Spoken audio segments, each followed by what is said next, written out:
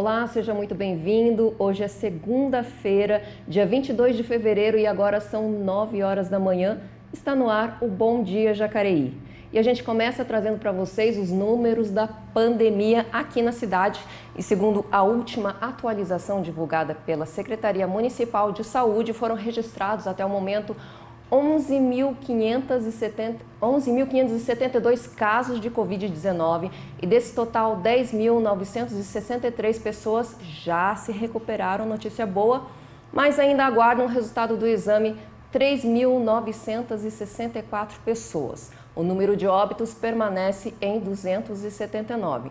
Em tratamento hospitalar, dos casos confirmados, são 29 internações, sendo 12 em UTI. E dos casos suspeitos, são 20 pessoas internadas e 3 delas estão na UTI. Sobre a vacinação, há alguns dias, Jacareí não recebe novas doses da vacina e até o momento foram 12.402 doses.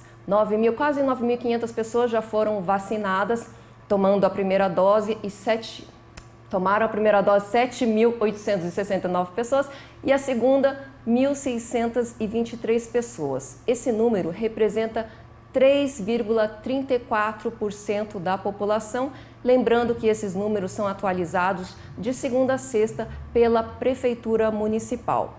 E hoje a gente recebe a secretária de Assistência Social, a Juliana da Fênix. Tudo bem, Juliana? Bom dia. Bom dia a todos. A gente trocou de secretária, anda tudo em Juliana, né? Juliana da Fênix, Patrícia Juliane. Juliana, vamos para a pergunta que não quer calar. Foi a primeira pergunta que eu fiz para a Patrícia Juliane quando ela assumiu a Secretaria de Assistência Social. Vamos repetir. Quando você é eleita vereadora, imagina-se que você vai andar pelos bairros, vai fiscalizar o executivo. E agora, quando você assume, já no dia 1º de janeiro, você assume como secretária da pasta. E aí tem-se uma ideia de que você vai ficar num serviço mais burocrático. Você vai ficar dentro da sua secretaria gerindo pessoas que vão fazer o serviço de assistência social. Você não acha que isso causa uma certa decepção no seu eleitorado? Como você disse, né, ficar no executivo. Assumir a pasta da assistência foi uma decisão difícil de tomar, é claro. Eu fui eleita vereadora, né, mas tem uma construção por trás disso tudo. Eu não fico no gabinete executando, né, na sala. A gente tem 12 equipamentos, a gente tem 5 CRAS, a gente tem 2 CREAS, tem casa de passagem, tem o acolhimento de crianças, tem pessoas em situação de rua. Na verdade, o trabalho é muito intenso, né? Não estou lá na sala. A execução ela é prática. E eu venho de um universo de executar com a ONG, né, que todo mundo sabe, a Associação Fênix. Eu estou lá há 11 anos, fui uma das fundadoras. E, na verdade, eu sempre atendi a ponta, eu sempre atendi esse tipo de comunidade. O munícipe, eu fui eleita por essa classe social, pelas pessoas de vulnerabilidade, extrema vulnerabilidade, que são os territórios à margem do centro da cidade. A gente está falando aí de Rio Comprido, de Veraneijal, Vila Ita e por aí vai, né? Pagador de Andrade. Então, pensando sobre isso, eu com certeza vou poder ajudar e servir muito mais do executivo. Essa leitura que nós fizemos, tem um grupo pensando junto comigo, entendeu? Não é uma decisão que eu tomei do dia para a noite. Na verdade, eu acredito que eu posso ofertar muito mais da onde eu estou. Até porque a gente tem 13 vereadores, né, falando de legislativo. Não menosprezando, por favor, tudo é muito importante. Todos os serviços à comunidade, ao município são de extrema importância. Mas o que me deixa também mais tranquila para fazer isso é que a gente tem 3 vereadores na base desse partido que também estão respondendo à demanda. Na verdade, eu vi uma possibilidade de ampliar o serviço. Eu estou hoje na assistência, mas eu tenho 3 vereadores da bancada, inclusive o que assumiu o lugar que eu ficaria, né? Foi o Dude, e toda a demanda está indo para ele, está executando da mesma forma. Ele está atendendo as pessoas que me recorrem até hoje. Eu passo para ele rapidinho, para as meninas, né, assessoras, e elas dão continuidade. Hoje mesmo as máquinas estão lá no Rio Comprido, arrumando as coisas que aconteceram da chuva. Então, na verdade, é somar um trabalho lindo que já vinha sendo construído pela gestão anterior. Patrícia entrega um trabalho fantástico para a gente. Então, foi por isso que eu me encantei de poder estar na ponta, executando, fazendo com que o serviço chegue mais rápido. E na lei, a gente tem, além de 13, a gente ainda tem 3 da bancada PL que também vai poder atender. Ok. Juliana, a gente chegou aí aos 50 dias, né, desde que você tomou posse. Exato. E devem ter sido dias bem tranquilos, né? Porque a gente só teve pouca chuva, enfim, coração... Fala pra gente um pouquinho do que foram esses 50 dias para que o seu eleitorado ali tenha uma noção de tudo que você já passou até agora. Gente, bastante intenso. Eu achava que na OSC, porque a gente tem 3 ONGs agora, né? Era muito movimentado. Aqui é mais. Nossa, emoção todo dia. Emoção dia é de hora em hora. A gente tendo que corresponder. É o que você fala. Esse período que a gente está de calamidade e emergência, ele ainda se difere um pouco mais, né? Porque a gente tem as chuvas, a gente tem um monte de coisa que acontece e você tem que correr, você tem que atender, você tem que entregar o serviço, acolher a família que já é de vulnerabilidade, extrema vulnerabilidade e encaminhar. Então, vou te contar. Foram 50 dias intensos. Você não deve ter matado um leão por dia, como a gente diz, né? São vários leões. É a família inteira. Você conta um pouquinho, além da chuva, teve mais coisas? Então, são várias situações que competem a essa pasta, né? A gente tem, principalmente o de média e alta complexidade. A gente vai estar falando aí dos CREAs, a gente vai estar falando das pessoas em situação de rua, casa de passagem. E nesse período de Covid, e ainda dificultou um pouquinho mais, porque somos sim do pessoal da linha de frente, né? É emergência, a pasta ela está todinha à disposição, mas é muito complexo tudo isso. Por exemplo, chega um imigrante na cidade e a gente tem que abrigar lá na casa de passagem, até fazer recâmbio, achar a família dessa pessoa. Então hoje a casa de passagem está dividida em três assim, compartimentos ali, né? Em cima fica as pessoas de Jacareí, aqui fica as pessoas que estão vindo entre um município e outro, trecheiros que ainda precisam de uma ajuda, e no lado de cá é quem tem suspeita de Covid, porque a gente tem que separar para não ter contato. Então, assim, é um trabalho muito intenso com o pessoal do acolhimento, o pessoal da saúde. Eu falo de uma pasta, mas todas estão interligadas, não tem como, a gente trabalha o tempo inteiro com todas. Tem pelo menos que eu saiba, pelo menos 2 assentamentos grandes na cidade, que é o Coração Valente, e tem um outro que eu não sei se tem Lagoa um nome. Azul. No Lagoa Azul, exatamente. Isso. Qual que é o papel da sua pasta em relação a esses 2 assentamentos? Na verdade, a pasta ela é para o município. São pessoas de extrema vulnerabilidade, que precisa de um fortalecimento de vínculo, que precisa ser recolocada no mercado de trabalho. São N as situações, né? Mas em relação aos assentamentos, a gente também cadastra, tenta recâmbio, tenta conversar, oferta os serviços que a gente tem, que nesse período, a parte que a gente está vivendo, a gente não tem tantos avanços, mas mesmo assim é nossa responsabilidade saber da demanda, encaminhar, conduzir da melhor forma possível, né? Trazer o que for possível para eles ali, amenizar essa situação, que já é inóspita, imagina com esse cenário. É um desafio grande, né, Juliana? Além de as demandas da cidade normais, a gente ainda tem o agravamento a mais, né? Eu falei, na verdade, desde que eu assumi, eu acho que ainda não sei o que é a secretaria, porque período de calamidade, emergências, de enchentes do Jardim Luiza e outros bairros, né, Vila Ita, aí já entra a vigilância, todo mundo junto para tentar sanar aquilo. Aí em seguida veio a possibilidade da reintegração do Coração Valente, fase vermelha, Gente, é tenso. Mesmo assim, consegui me apropriar de todo o equipamento já. Tá certo, a gente continua a nossa conversa depois aqui com a Juliana, que os chamados documentos verdes emitidos pelo Departamento de Trânsito de São Paulo, DETRAN, estão com os dias contados. O departamento não vai mais emiti-los em papel, agora é tudo em versão digital, e a medida passou a valer desde o dia 4 de janeiro. Os chamados documentos verdes emitidos pelo DETRAN estão com os dias contados. O departamento não vai mais imprimir o Certificado de Registro e Licenciamento de Veículo, o CRLV, e nem o Certificado de Registro de Veículo, o CRV, em papel. Agora, é tudo em versão digital. A medida passou a valer desde o dia 4 de janeiro. A Denatran fundiu esses dois documentos em um único documento chamado CRLV-E, que é, na verdade, o documento de licenciamento e que ele tem agora a possibilidade de tê-lo no formato digital. Essa mudança não é só no estado de São Paulo, mas sim no país inteiro. É que com a extinção do DPVAT, a seguradora líder, que também era responsável pela emissão dos papéis verdes, parou de fazer a distribuição em todos os Detrans. Para resolver a situação, o Denatran decidiu acelerar o projeto de digitalização dos documentos. Agora, para emitir o documento, é preciso baixar o aplicativo do Poupatempo Digital. O motorista deve clicar na aba de serviços, depois clicar em veículos. Na tela seguinte, basta selecionar a opção Licenciamento Digital e preencher o número da placa e o Renavan. O próprio software do Poupatempo mostra o caminho para realizar o pagamento. A partir do dia seguinte do pagamento, é só acessar o CRLV eletrônico por meio do aplicativo Carteira Digital de Trânsito.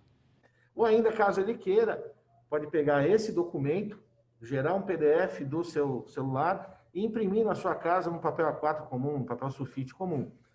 Tanto o documento eletrônico quanto o documento físico têm o mesmo valor. Agora, é extremamente importante deixar claro que o cidadão tem que portar pelo menos um dos dois. Porque qualquer equipe de fiscalização, ela precisa de pelo menos desses documentos para comprovar se aquele veículo está ou não licenciado. Mas, e se o motorista já emitiu o documento em papel? Todos aqueles veículos que foram registrados até 31 de dezembro do ano passado ainda tem o documento verde, aquele documento de transferência, que ele continua válido e vai ser necessário para quando esse cidadão vender esse veículo. Aí ele precisa pegar esse documento, registrar a firma dele do vendedor no cartório, da mesma maneira como do comprador. Com esses documentos em mãos, o comprador encaminha para o Detran e a gente faz a transferência. Quando esse documento for feita a transferência, aí ele vai nascer no formato digital. Ficou assim: documento de licenciamento e o de registro passam a ser um único documento, o CRLV-E. E o documento de transferência de veículo vai passar a se chamar ATPV-E, autorização para transferência de propriedade do veículo em meio digital. Aquele documento verde, que a gente tem em casa ainda, quem tem o veículo comprado até o final do ano ainda tem em casa, ele tinha à frente dele, com os documentos do veículo e do comprador, e no verso dele já existia o tal do ATPV. O que o Denatran fez foi separar esse formulário que era impresso no verso do CRV e agora é um formulário próprio. Porém, o novo proprietário, o proprietário de veículos comprados a partir de janeiro, só vai preencher esse ATPV quando ele vender esse veículo. Então, enquanto isso, ele só vai ter o documento de licenciamento. Pois é a parte digital que está dominando aí a nossa vida, inclusive nesse período de pandemia, aulas online. Eu estava aqui conversando com a Juliana. Juliana, pandemia parou o nosso país vamos completar um ano agora, vai fazer aniversário e vai ainda se estender aí por meses, a gente não sabe quanto tempo. Como que a pandemia afetou a população de Jacareí nesse sentido social, em termos de violência, em violência doméstica, em termos de tudo isso que resultou desse confinamento das famílias, desse isolamento de outros, né, do restante da sociedade, como que a pandemia afetou socialmente o nosso município? Tem vários viés aí.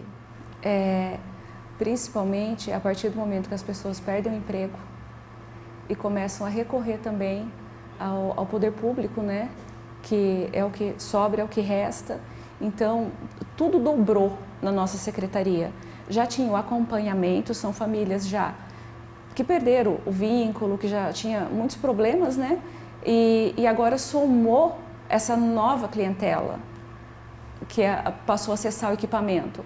A gente entregava uma média de 1.000 cestas por mês. Hoje 2.000 sai rapidinho, entendeu? E o reflexo disso é muito além, porque a pasta ela oferece outras coisas além de cesta. A cesta é realmente emergencial. Até porque quem acessa uma cesta, tem muita gente morando na casa, né? Não dá para muitos dias. Então, é um caos.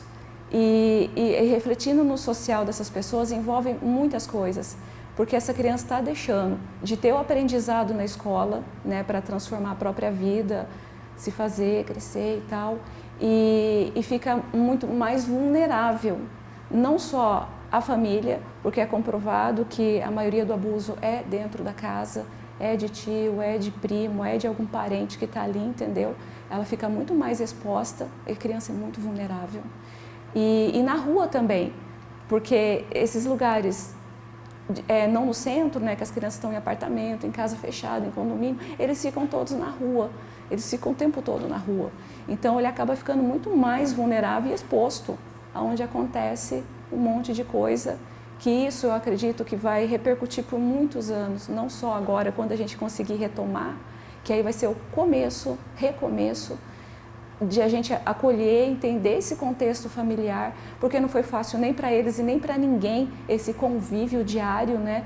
A gente saía cedo, voltava à noite, mal se conhecia, então o tempo era muito limitado e assim, melhor aproveitado talvez. Agora você convivendo o dia inteiro, abre várias situações, a qual criança, adolescente, idoso, mulheres acabam sendo mais fragilizadas e com certeza isso vai ter uma repercussão enorme lá na frente, como já aumentou a demanda e assim está muito difícil também para a gente dar conta, porque nesse período de Covid a gente tem bastante gente afastado de comorbidade e N situações, né?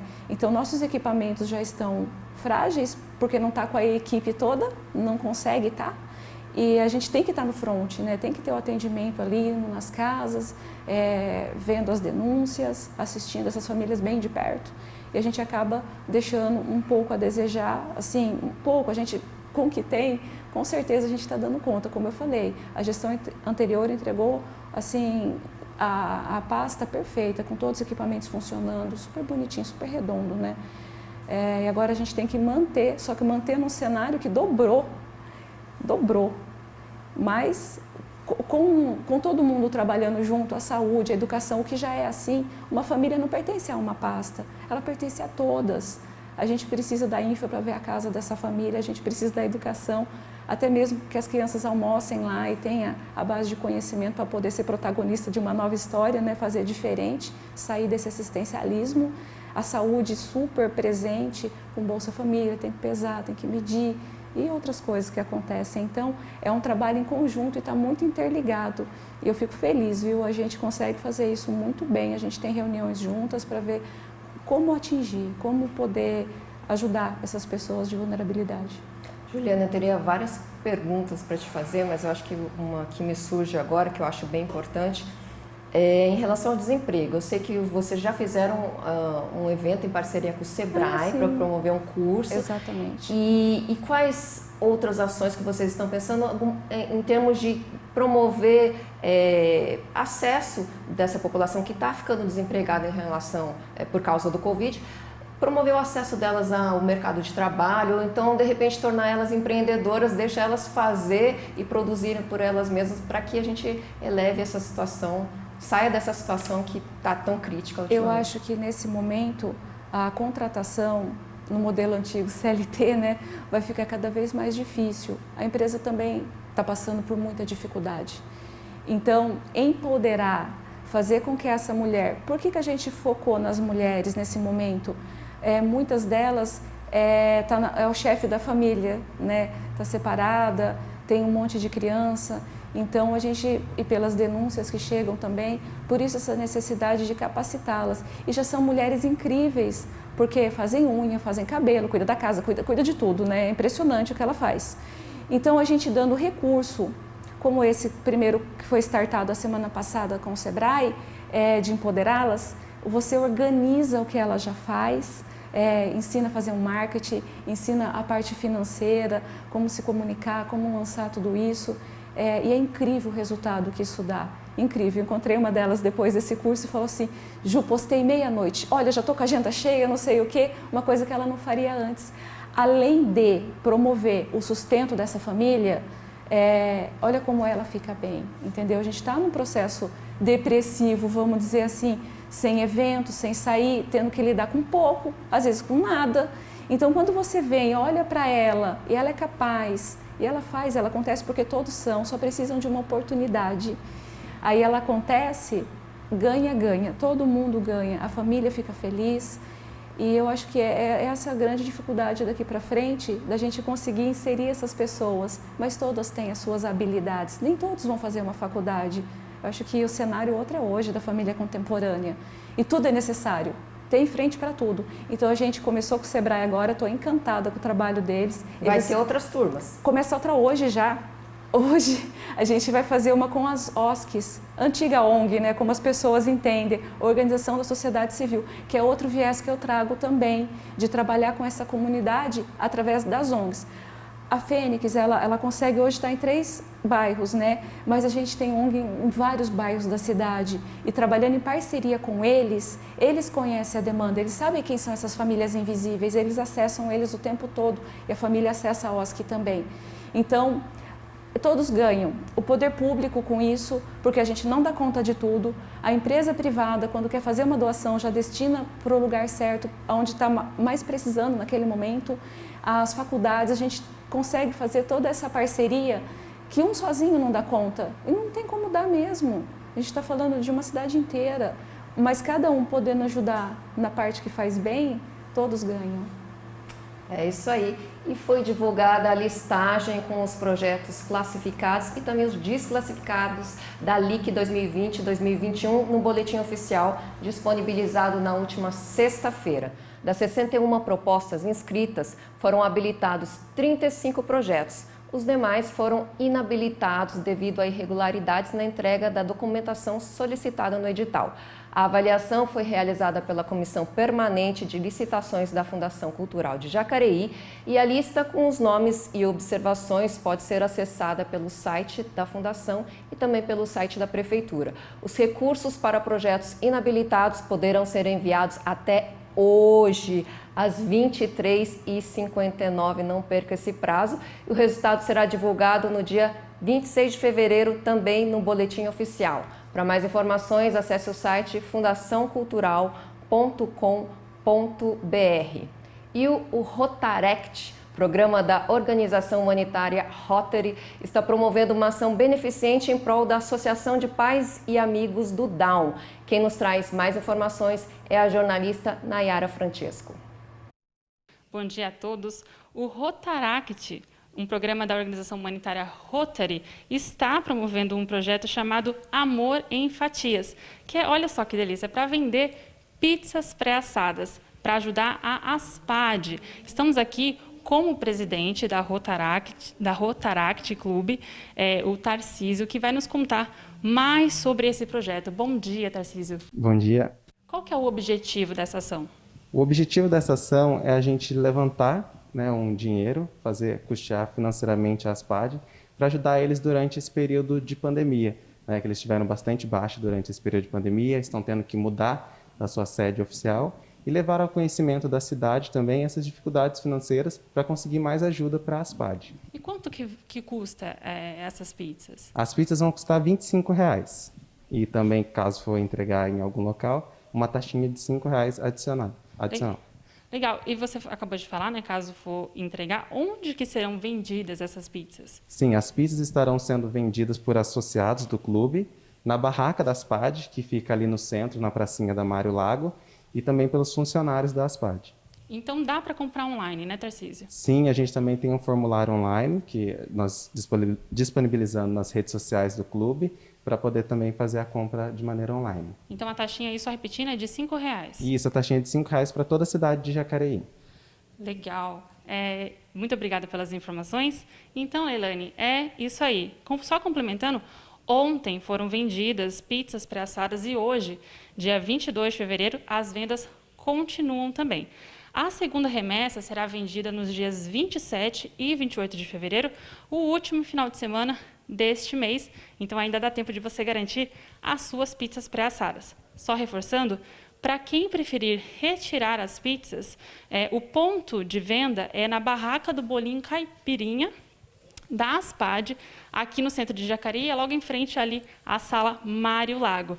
Quem quiser mais informações, Leilane, ou quiser tirar dúvidas, é só mandar mensagem no WhatsApp, que é o 99924-5866, ou no Instagram, @Rotaract-Clube de Jacareí, o clube com B mudo, e também no Facebook, Rotaract de Jacareí.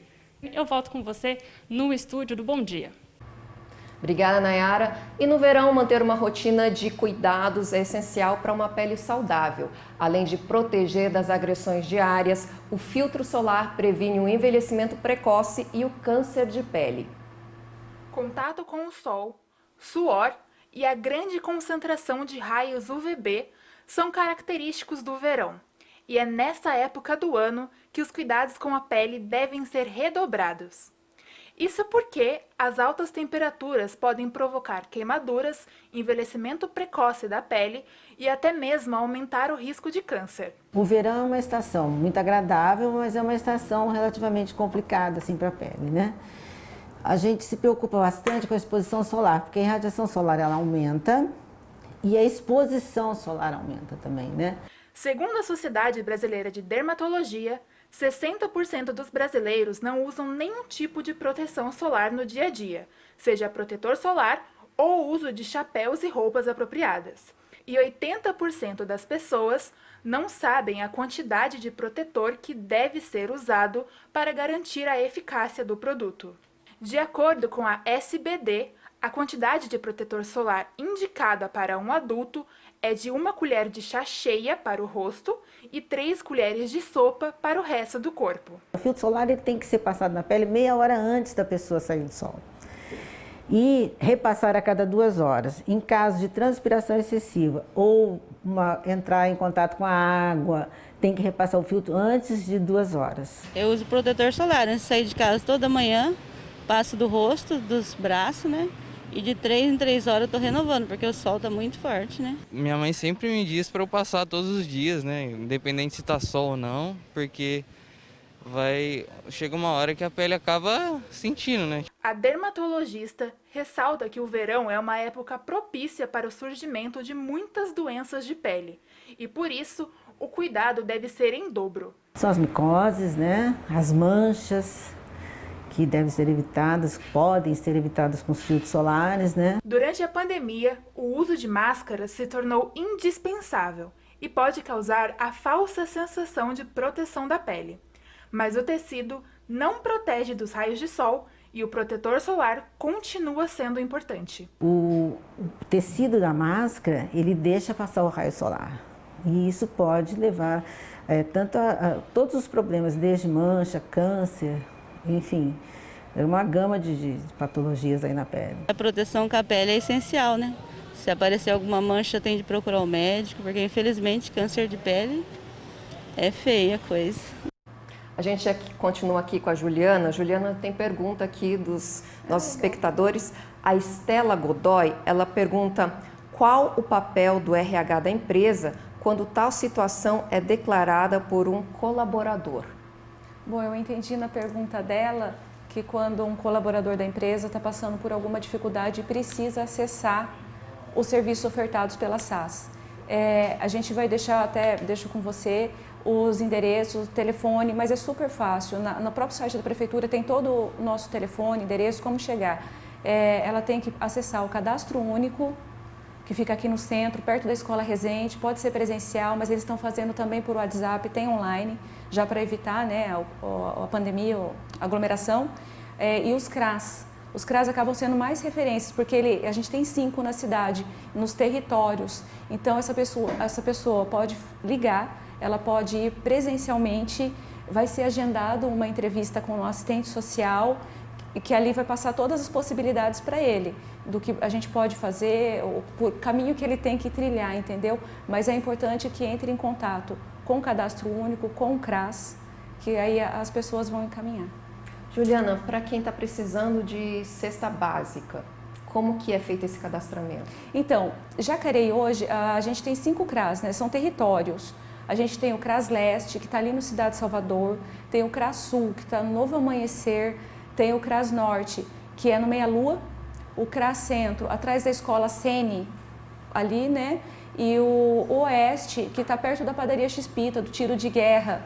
A pessoa deve ligar, fazer o agendamento para evitar, né, aglomeração, e ela vai passar com o assistente social, a qual vai preencher um questionário, porque ali já entra a renda per capita, quem está trabalhando, quem não está, e aí tem todo o processo, né, para ver se ele tem o perfil de acessar essa cesta, porque infelizmente a gente não consegue atender a todos do município, são muitos, mas tem lá um critério e com certeza na necessidade ele deve se encaixar dentro desse perfil e aí ele vai receber.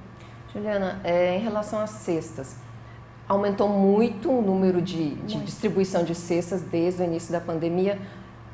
A população pode ajudar a doar? Eu tenho coisas que eu quero doar. Como é que a população pode fazer? Não só a população, empresas, a gente, inclusive várias empresas no começo, ajudou muito no começo toda aquela sensibilização, né, e tal. E hoje caiu muito o número de doação. Inclusive, já deixo aqui um pedido para quem quiser e puder colaborar, entendeu? A gente ainda tem muita necessidade. E ela é feita pelo Fundo Social da cidade, por lá que entra, e aí a gente direciona.